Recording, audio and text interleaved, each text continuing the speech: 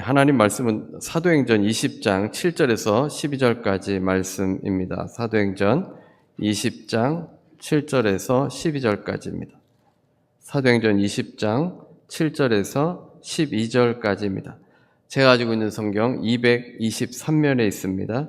사도행전 20장 7절에서 12절까지의 말씀입니다. 우리 같이 함께 사도행전 20장 7절에서 12절까지 같이 함께 합독하겠습니다.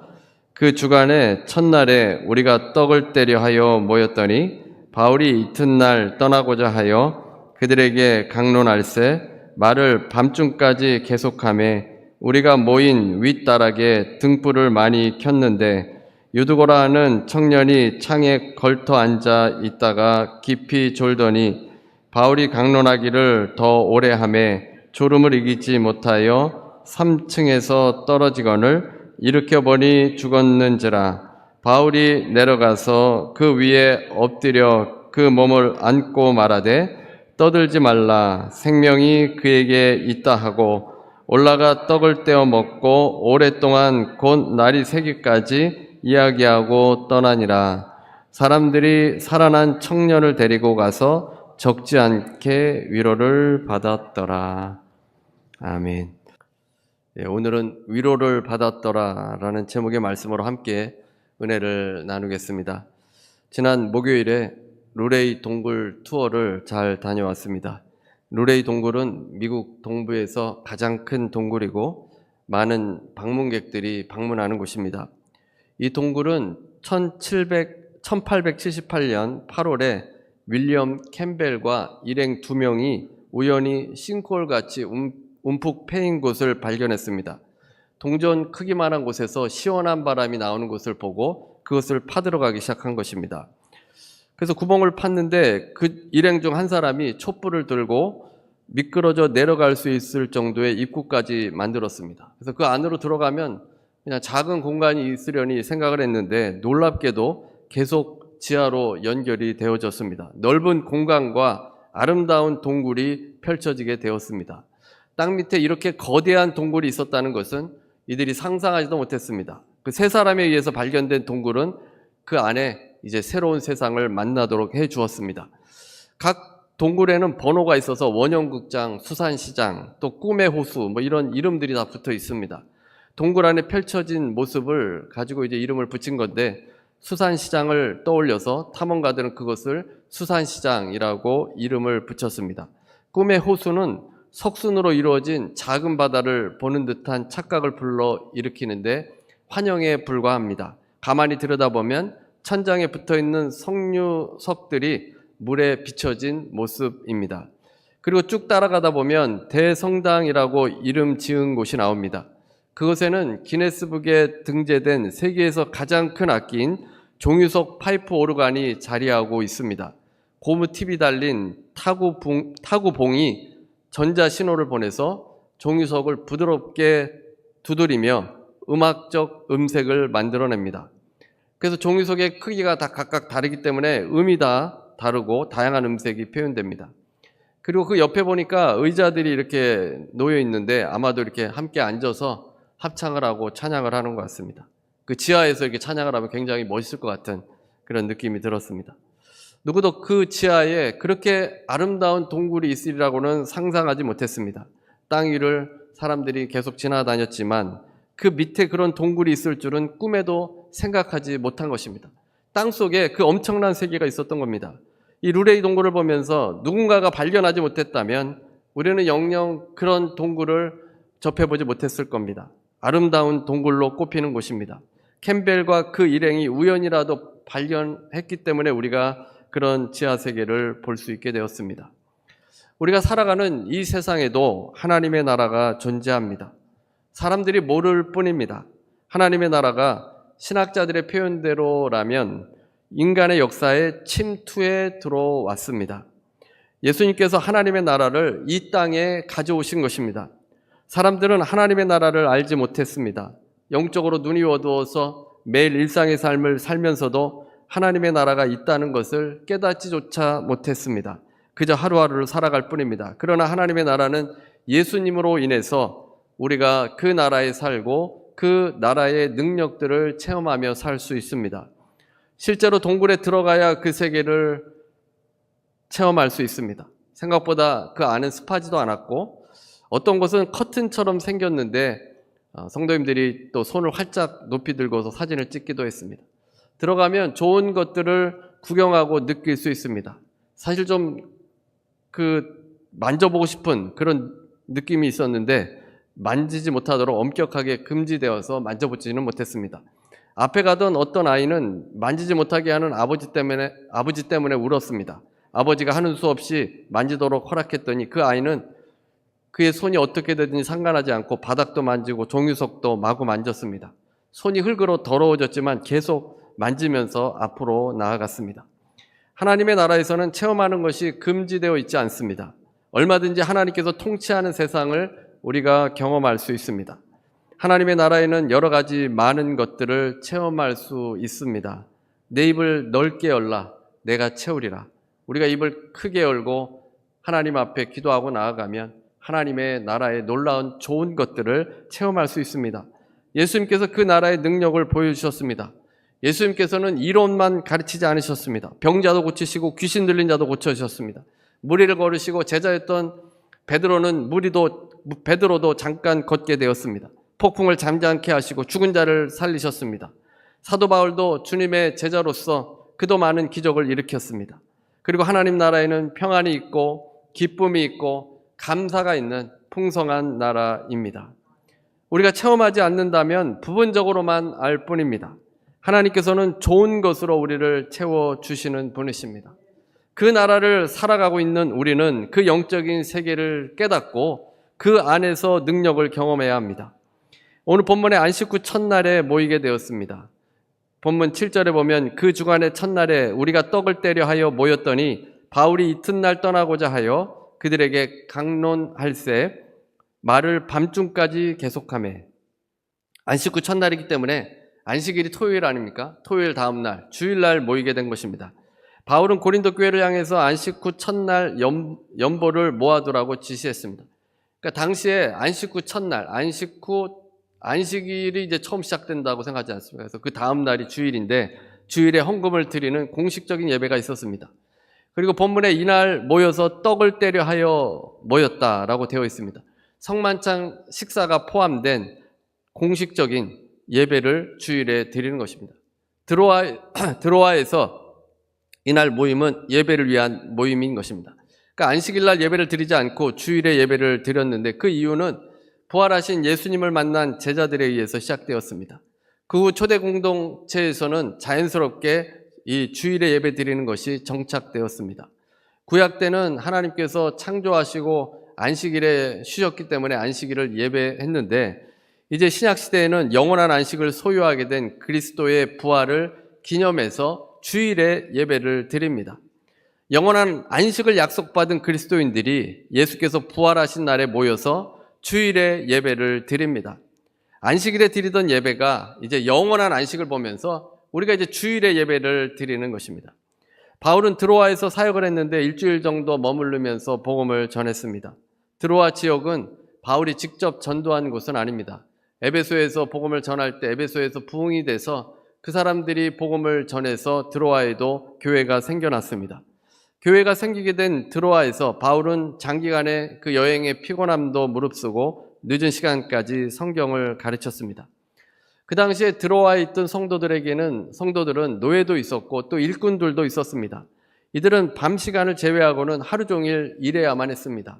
지금과 같이 휴일에 또 일요일에 쉴 수 있는 그런 제도가 없었습니다. 그래서 항상 일을 해야 하는데 낮에 성경 공부를 한다면 이들이 참석할 수가 없습니다. 그래서 힘든 일과를 마치고 오후 7시쯤에 모여서 바울의 강론을 들었습니다.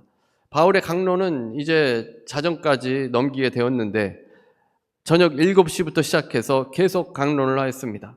성도들에게 이것은 매우 힘든 일입니다. 다음 날 또 일어나서 일을 하러 가야 합니다. 하지만 바울과 같은 위대한 복음 전도자의 가르침을 언제나 받을 수 있었던 것이 아니었습니다.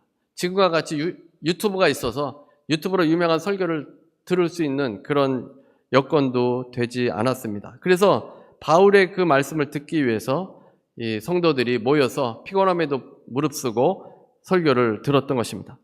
바울이 계속 혼자 이야기한 것만은 아닙니다. 바울이 주도적으로 성경을 가르치고 있는데 듣고 있던 성도들이 질문하면 그것에 대해서 또 설명하고 질문을 받고 했습니다. 중간중간 휴식 기간도 갖고 계속해서 밤을 새며 진행이 되었습니다. 사람들은 집 3층까지 모여서 바울의 설교를 들었습니다. 8절입니다.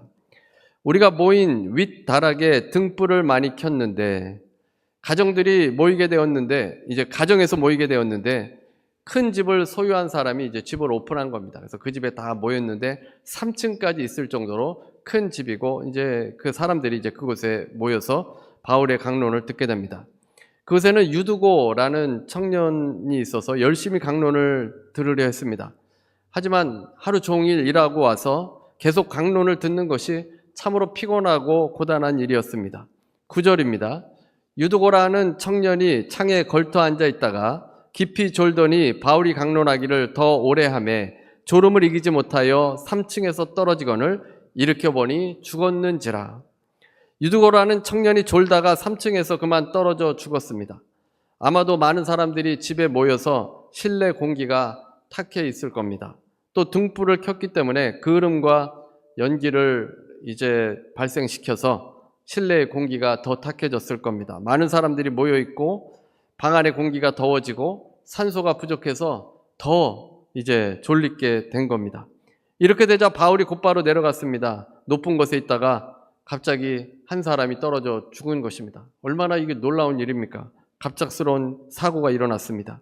보통 우리 같으면 911을 부를 텐데 생명이 끊어지면 아무리 911 불러도 소용이 없습니다. 이미 죽었기 때문에 아무것도 할 수 없습니다. 그 당시에는 구급차도 없고 또 아무런 조치를 할 수 없으니까 이미 죽었습니다. 그래서 모두 안 됐다고 생각할 것입니다. 그런데 바울의 반응은 달랐습니다. 10절입니다. 본문 10절. 바울이 내려가서 그 위에 엎드려 그 몸을 안고 말하되 떠들지 말라 생명이 그에게 있다 하고. 바울은 당황하지 않았습니다. 바울은 현장으로 뛰어들어갔고 죽은 청년의 몸을 이제 엎드려 그를 안고 기도했습니다. 이 부분을 볼 때 아마 성경을 좀 아시는 분들은 엘리야를 생각했을 겁니다. 엘리야가 사르밧 과부의 아들이 죽었을 때 그를 그 위에 엎드려서 그를 위해서 기도했을 때 그 아들이 살아났습니다. 바울도 이미 죽은 아이에게 엎드려 그의 시체를 안고 기도했습니다. 어떤 분들은 유두고 이 청년이 죽은 것이 아니라 기절했다고 생각하기도 합니다. 그러나 본문에 보면 일으켜보니 죽었다라고 기록이 되어 있습니다. 또 이 기록을 한 사람은 누가인데 누가는 직업이 의사입니다. 죽은지 살았는지를 정확히 알 수 있는 사람입니다. 청년의 숨이 끊어진 것을 확인했습니다. 잠시 기절했다 살아난 것이 아니라 완전히 죽었던 것입니다. 그런데 바울은 그 청년 위에 엎드리고 떠들지 말라 생명이 그에게 있다고 했습니다. 바울은 그 죽은 유두고를 살려냈습니다. 그리고 바울은 그곳 사람들과 더불어 떡을 떼며 교제를 하였습니다. 그러니까 유두고가 죽은 때가 한 밤 12시쯤 되는데 이제 또 다시 떡을 떼면서 같이 또 설교를 하고 또 함께 대화를 나누면서 밤을 샌 것입니다. 이제 날이 새면 떠나야 합니다. 바울은 잠도 자지 않고 계속해서 이야기를 나눴습니다. 무슨 이야기를 그렇게 오래 했겠습니까? 하나님의 나라입니다. 구약 때부터 하나님께서 구속사를 써 내려가시면서 이루어 오신 그 하나님의 나라를 바울이 나누었을 겁니다. 예수님께서 이제 이 땅에 오셔서 그 하나님의 나라가 우리에게 임하였다는 것입니다. 그리고 바울은 이제 떠났고 그 이후의 모습을 12절에서 말씀해 주고 있습니다. 12절입니다. 사람들이 살아난 청년을 데리고 가서 적지 않게 위로를 받았더라. 유두고가 살아난 일로 인해서 적지 않게 위로를 받았다고 했습니다. 드로아의 공동체에게 있어서 이 유두고라는 청년이 죽었다가 살아난 것이 위로가 됐다는 것입니다. 이 청년이 정말 괜찮은지, 정말 죽었다가 살아났는지 사람들은 아마도 그에게 물어보았을 겁니다. 보통 우리 생각으로는 이해할 수 없는, 정말 흔하지 않는 그런 일들이 일어난 것입니다. 이 일은 오직 하나님의 나라에서 하나님의 능력으로만 가능합니다. 인간의 생명은 인간이 어찌 해볼 수 없습니다. 하나님께 달려 있습니다. 아무리 뛰어난 의사라고 하더라도 죽으면 어쩔 수가 없습니다. 생명이 있는 동안에만 할 수 있는 일이 있습니다. 그래서 생명이 떠나가면 아무것도 할 수 없습니다. 그러나 하나님의 나라에서는 하나님께서 초자연적인 기적을 일으켜 주십니다. 창조주이신 하나님께서 주인이시니 그 나라에서 기도로 사람이 살아날 수도 있는 겁니다. 바울은 이 하나님의 능력을 알고 있기 때문에 이 청년에게 생명이 있다고 했고 기도에서 하나님의 놀라운 기적이 일어났습니다. 하나님의 나라에서는 죽음도 극복이 되어집니다. 이 청년이 죽었다가 살아난 이 사건으로 인해서 드로아의 성도들은 큰 위로를 받았다고 했습니다. 고된 일상에서 위로받게 되는 것은 영원한 생명이 있다는 사실입니다. 하나님의 나라에서 놀라운 능력을 경험했던 성도들은 이제 바울의 강론이 믿어지게 된 것입니다. 예수께서 하나님의 나라를 가져오셔서 능력이 나타났고 너희들은 영원한 생명을 얻었다. 하나님의 나라를 살아가고 있다. 이 땅은 잠깐이요 잠깐이지만 영원한 생명이 있으니 우리에게는 위로가 된다는 것입니다. 죽었던 유두고가 살아난 것은 전적인 하나님의 능력이었습니다. 죽은 자를 눈앞에서 살려냈다면 그 하나님께서는 예수님도 살려내셨고 그를 통해서 영원한 생명을 주셨다는 것입니다. 그 사실을 믿어서 위로가 되었던 것입니다. 죽음에서 부활하신 예수 그리스도로 인해서 위로를 얻고 계십니까? 한 청년이 죽었다가 살아난 이 일을 통해서 위로를 누리고 있습니까? 생명을 주관하시는 하나님 나라에서 살아가는 우리에게 위로가 되고 있습니까? 구체적으로 하나님 나라에서 누리는 위로는 무엇이겠습니까? 팀 켈러의 부활을 입다라는 책에 있는 내용 3가지를 함께 나누겠습니다. 첫 번째가 죄책감과 수치심에 대한 두려움에서 해방시켜줍니다. 예수님께서 십자가에서 죄의 문제를 다 해결해 주신 것입니다. 죄값을 다 치러 주셨습니다. 이런 예화를 생각할 수 있습니다. 백화점에서 어떤 제품을 구입했습니다. 계산을 마치고 나가려고 하는데 삑 소리가 나면서 직원이 달려와서 막아섭니다. 그 제품을 구입했는지 아니면 훔쳤는지가 이제 궁금할 겁니다. 그 직원이.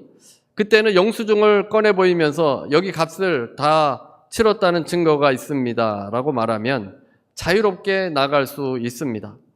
예수께서 십자가에서 죽으시고 부활하심으로 페이드, 완불, 이제 다 지불했다라는 도장을 영수증에 찍어준 것입니다. 우리가 죄를 지어서 그 죄값을 치러야 하는데 죄의 싹은 사망입니다. 다 죽어야 되는데 이 죄의 싹을 예수님께서 다 페이해 주신 것입니다. 부활이 그것을 증명해 줍니다. 고린도전서 15장 17절입니다.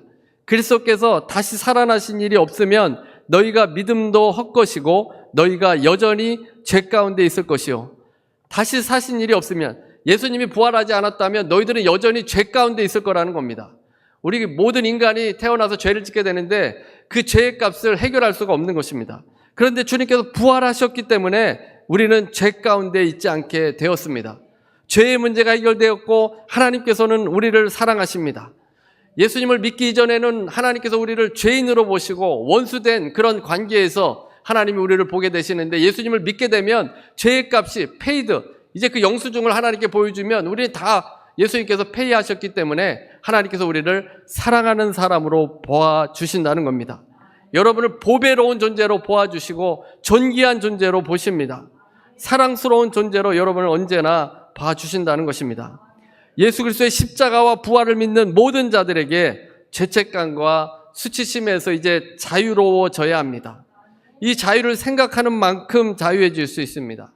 이미 페이드 되었는데 그것을 아직 붙드는 것이 어리석은 일입니다. 예수님께서 이미 지불하셨습니다. 나이가 들면 60%에서 70%가 부정적이 된다고 합니다.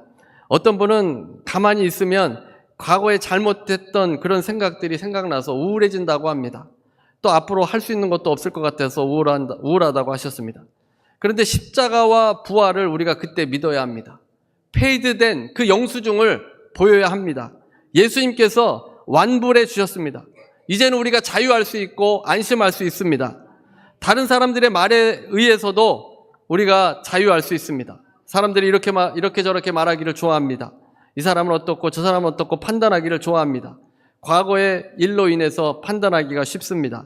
하지만 우리의 정체성은 그리스도 안에 있습니다. 예수께서 다 지불하셔서 해방이 되었습니다. 조금 성과가 있으면 기분이 좋았다가 좀 누군가가 냉대를 하면 우울해지는 그런 정체성을 가진 것이 아닙니다. 우리는 죄 가운데 있지 않습니다. 과거에 어떤 삶을 살았는지가 중요한 것이 아니라 이제는 하나님의 나라 안에서 새로운 인생을 살아가고 있습니다. 진실로 주님의 십자가와 부활을 믿는다면 죽었다가 살아나는 역사가 실제로 일어났기 때문에 우리가 자유할 수 있다는 것입니다. 오늘 본문의 사도 바울이 얼마나 나쁜 사람이었습니까? 스데반을 돌로 잔인하게 쳐 죽이는 현장에 증인으로 서 있던 사람입니다.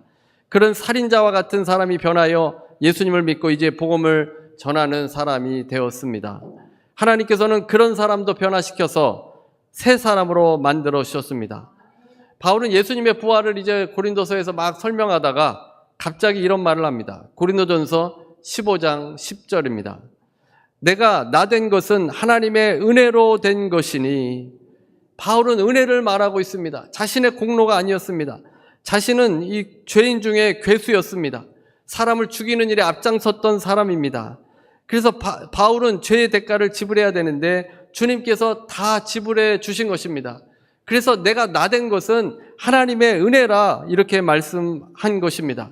바울을 비난하는 사람들로부터 또 마귀로부터 지불된 영수증을 갖고 있는 겁니다. 이 영수증을 내밀면서 예수님께서 이미 다 지불하셨다. 나는 자유하다라고 말했던 것입니다. 누군가가 여러분을 판단한다면 또는 여러분의 마음속에 수치심과 이 죄책감이 불러 일어난다면 그때 예수님께서 페이드된 그 영수증을 여러분들이 내밀면 됩니다.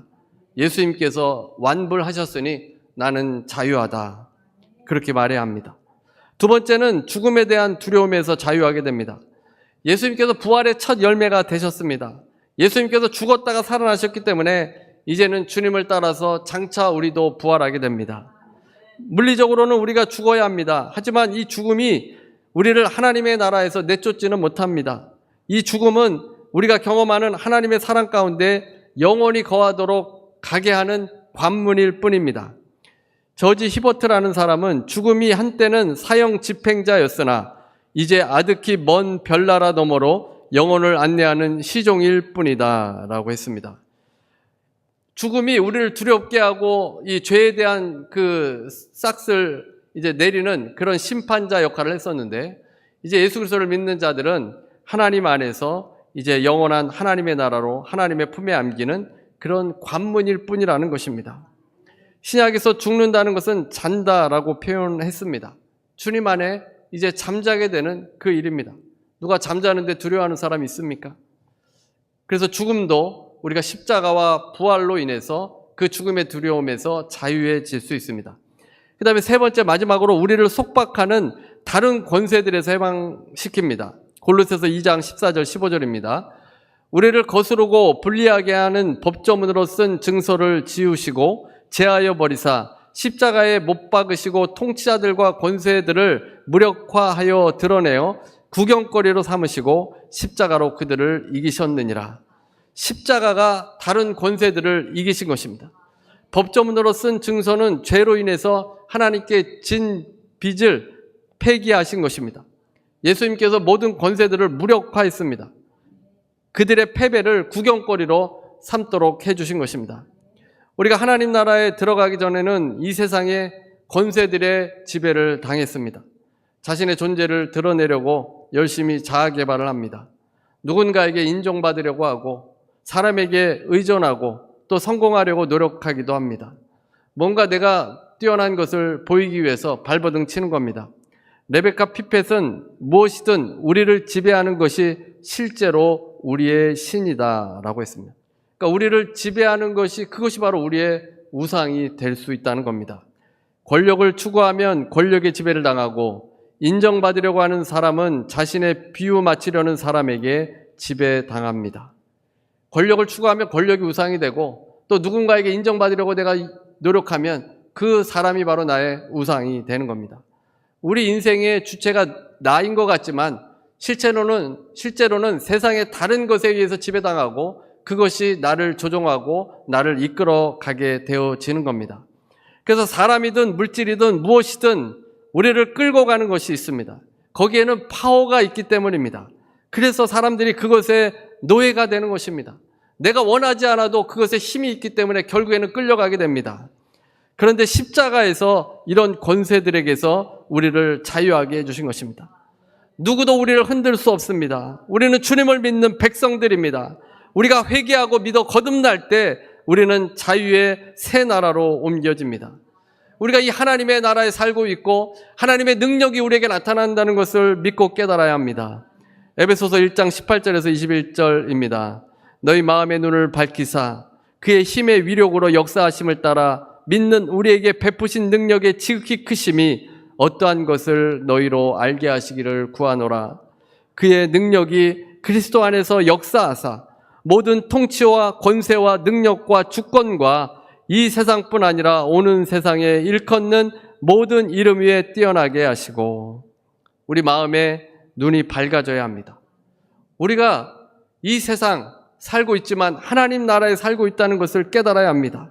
그 힘의 위력으로 믿는 자에게 베풀어 주신 능력의 지극히 크심이 어떠한 것을 알아야 합니다. 그래야 우리가 위로받지 않겠습니까?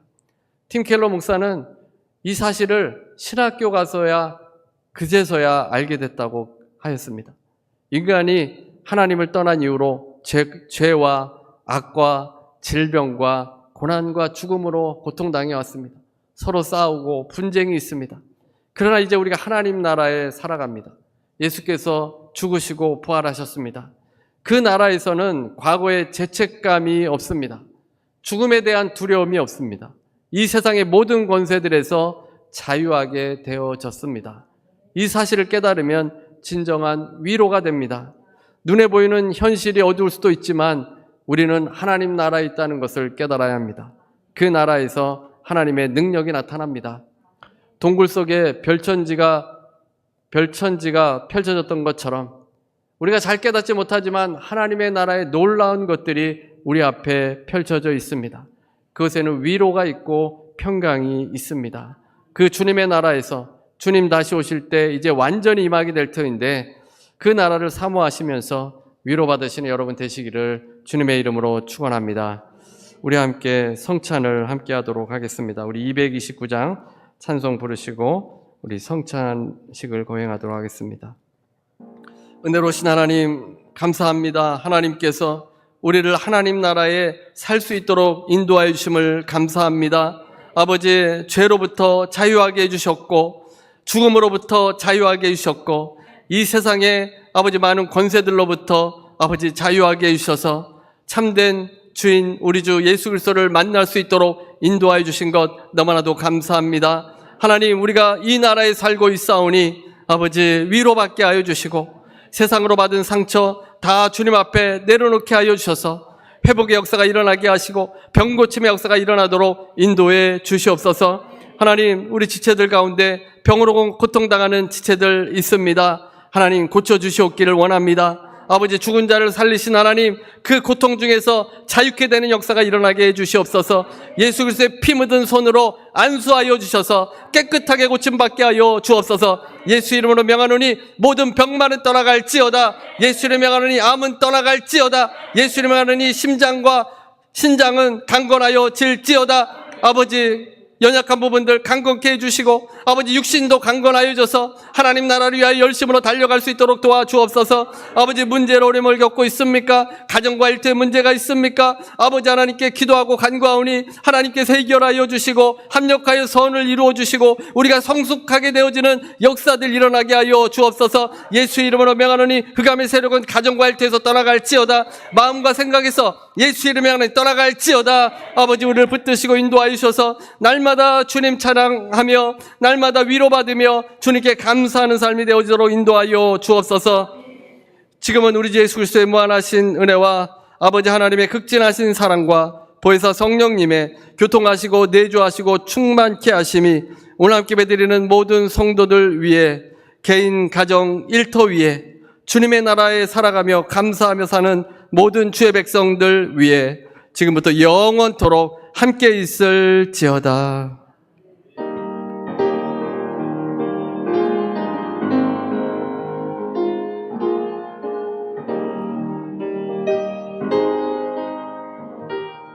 하나님께 감사의 박수 드리시겠습니다.